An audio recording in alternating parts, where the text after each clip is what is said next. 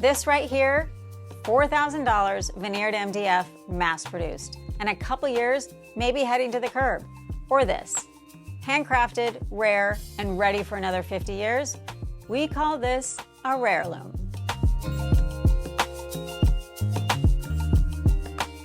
Hi, I'm Casey, and this is Casey Gray Studios. We rescue vintage furniture that deserves a second and sometimes even third chance. So today I'm going to talk you through why mass market furniture can't hold a candle to a well-made vintage piece. We're going to talk about materials, construction, trends, craftsmanship, and value. And I promise by the end, you will not look at mass market furniture the same way again. So let's start with design. This is a $3,500 sideboard from Ballard Design. And yes, it looks sleek, but so does this vintage Thomasville buffet from the 70s. The difference?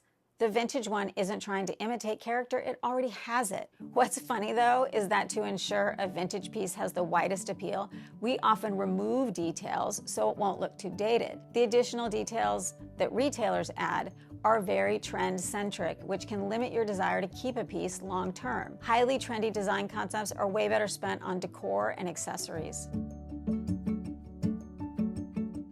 Let's take fluting, for example.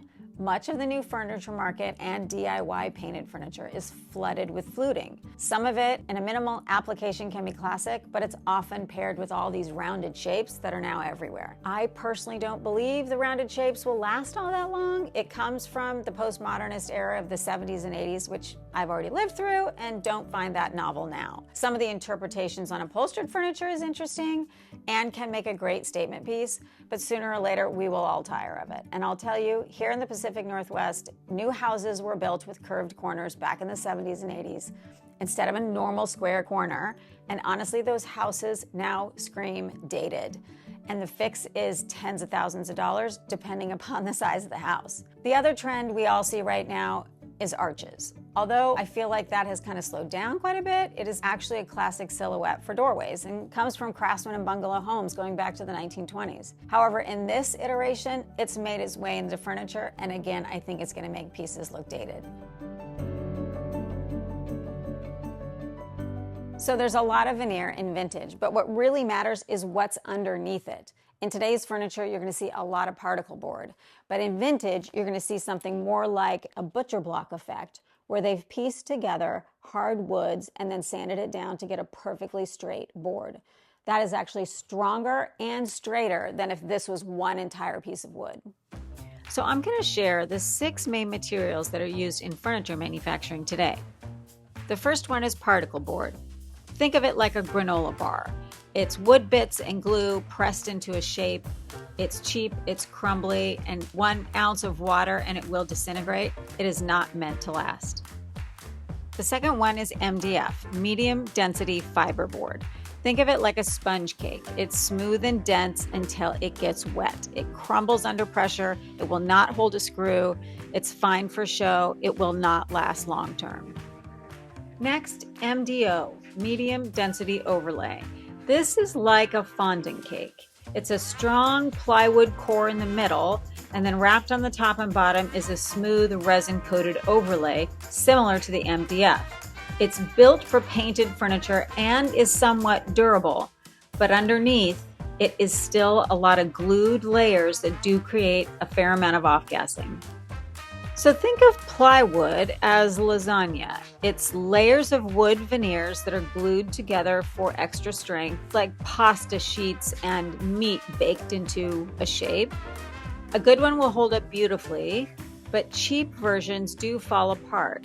So when buying new furniture that's built with plywood, it's kind of a gamble as to whether you know it's good plywood or poorly built plywood.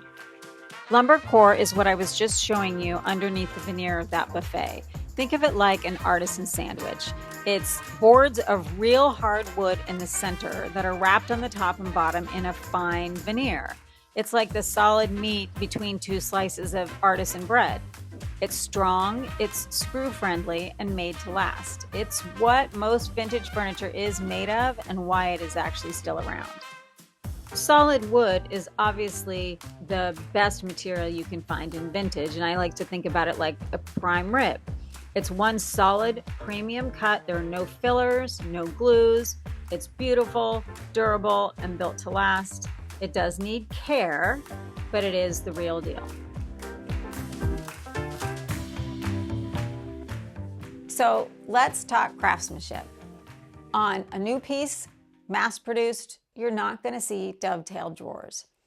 In addition, if it's a new piece that's painted, each part is actually painted separately and then the piece is assembled, which is a look I don't love. It definitely looks like you built it yourself. On vintage though, you are for sure going to get dovetailed drawers. Sometimes there are dovetailed drawers on the front and in the back. They're beautifully built. Also with vintage, you get original brass hardware. It's not a zinc alloy that's just been sprayed to look gold. Even the vintage hardware that's been lacquered to prevent tarnish will still eventually take on a really beautiful patina. There's a different sort of feeling you get when you have vintage in your home. You know a single human or a collection of very skilled journeyman craftspeople built it. It's not a faceless factory where the laborer's skill has been broken down to the lowest common denominator. I'm not saying modern furniture doesn't have its place, but when you're spending thousands of dollars, wouldn't you rather own something that's unique, rare, something made by human hands? This is Ember. She was rescued and customized, and after refinishing, Ember's about $2,500. She's one of one. She's named. She has a history and a story. Yes, we embellish a bit, but she's likely still beloved when your mass-produced piece ends up on Facebook Marketplace. The best way to get a good value is to keep what you purchase longer.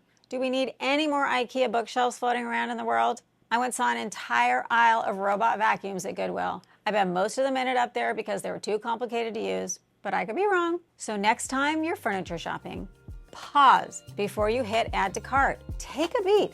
Look for vintage first. There are lots and lots of places to find great vintage. I have multiple blog posts about how to find great vintage and what brands are worth it. I'll link those in the description below. If you found a piece and are lucky enough to purchase directly from the prior owner, ask what they know about the piece and don't forget to check the joinery. Or hey, come see what we've got available. We've got rescues ready for the next chapter, available for you to customize, and we do all the work. Or you can choose from already refinished pieces that are ready to ship today. Follow along for more side-by-side comparisons behind the scenes of our lacquer process and the stories behind what we call rarelooms.